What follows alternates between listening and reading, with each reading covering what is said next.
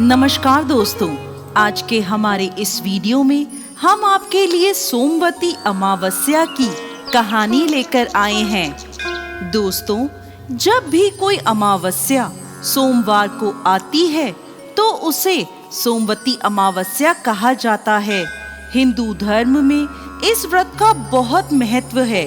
सोमवती अमावस्या की व्रत कथा के अनुसार एक साहूकार के 7 बेटे और एक बेटी थी। साहूकार के 7 बेटों का विवाह हो चुका था। उनके घर रोजाना सवेरे सवेरे एक ब्राह्मण भिक्षा मांगने आते थे। जब भी साहूकार की कोई बहू या सेठानी उसे भिक्षा देती तो वह उन्हें आशीर्वाद देते और कहते, अपने पति के कंधे राज करो। लेकिन जब भी साहूकार की बेटी भिक्षा देती तो वह ब्राह्मण आशीर्वाद में कहते, अपने भाई भौजाई के कंधे राज करो। साहूकार की बेटी को ये बात बहुत बुरी लगती थी। एक दिन उसने अपनी माँ से कहा, माँ, ये पंडित जी जब भी भाभियाँ या आप भिक्षा देते हो तो आशीर्वाद में कहते हैं अपने पति के कंधे राज करो, लेकिन जब भी मैं इन्हें भिक्षा देती हूँ तो ये मुझे कहते हैं अपने भाई भौजाई के कंधे राज करो।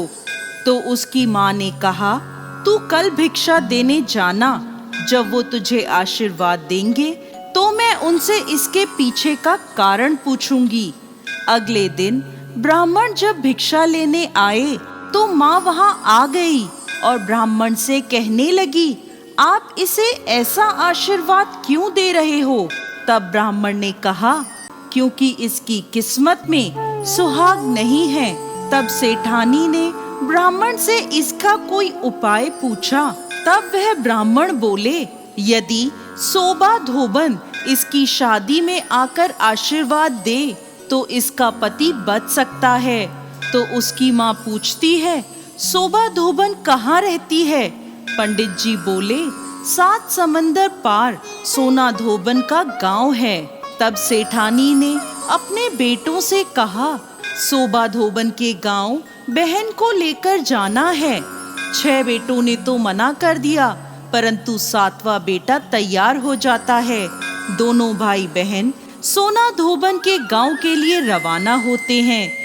नदी के किनारे दोनों एक पेड़ के नीचे बैठ जाते हैं। उसी समय पेड़ के नीचे से एक सांप निकलता है और पेड़ के ऊपर चढ़ने लगता है। उसी समय बहन की नजर उस सांप पर पड़ जाती है।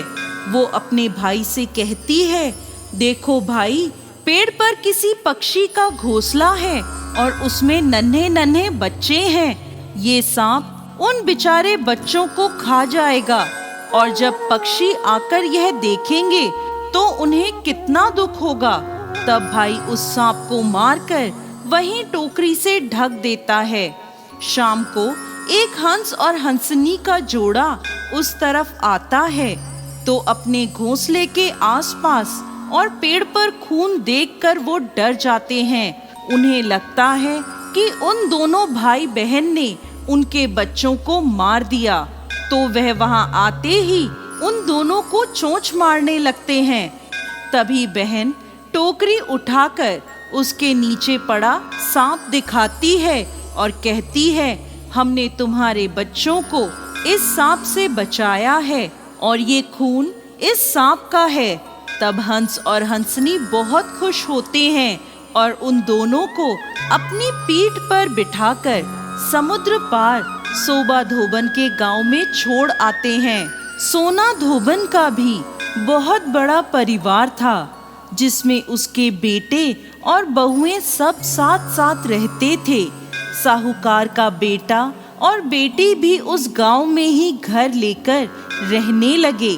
रोजाना रात को साहूकार की बेटी सोना धोबन के घर जाती और खाना पानी, साफ सफाई, घर के सभी काम करके सुबह होने से पहले अपने घर वापस लौट आती थी। एक दिन सोना धोबन ने अपनी बहुओं से पूछा, आजकल सुबह सुबह तुम्हारे लड़ाई झगड़े की आवाज नहीं आती, क्या बात है? तो बहुएं बोली, सासू माँ, जब हमें सारा काम किया हुआ मिल जाता है तो हम क्यों झगड़े? तो सोना धोबन ने पूछा, अच्छा, कौन करता है सारा काम? तो बहुएं बोली, आप नहीं करती? हमें तो लगा हमारे उठने से पहले ही आप घर का सारा काम कर देती हैं। तब सोना धोबन ने ये पता लगाने का निश्चय किया और वो रात भर जागती रही। जब साहूकार की बेटी आई तो सोना धोबन ने उसका हाथ पकड़ लिया और पूछने लगी, कौन हो तुम और क्यों मेरे घर आकर सारा मेरे घर का काम करती हो? तब साहूकार की बेटी ने ब्राह्मण वाली सारी बात सोना धोबन को बता दी और कहा, यदि आप अपनी सोमवती अमावस्या का फल मुझे दे दें तो मेरा सुहाग अमर हो जाएगा। सोना धोबन ने उसकी बात मानते हुए उससे कहा, जब तुम्हारी शादी पक्की हो जाए तब मुझे न्योता भेज देना, मैं तुम्हारी शादी पर जरूर आऊंगी। इसके बाद दोनों भाई बहन अपने घर वापस आ जाते हैं और बहन के लिए लड़का ढूंढकर शादी की तारीख पक्की होती है। सोना धोबन को भी न्योता भेजा जाता है। शादी के दिन फेरों के ठीक बाद एक सांप आता है और दूल्हे को डस लेता है, जिससे दूल्हा मर जाता है। तब सोना धोबन संकल्प लेकर दूल्हे के मुंह में पानी डालती है और वो वापस जीवित हो जाता है। तभी से सोना धोबन के साथ साथ साहूकार की बेटी और बहुओं ने भी सोमवती अमावस्या का व्रत करने का संकल्प लिया। जय अमावस्या माता।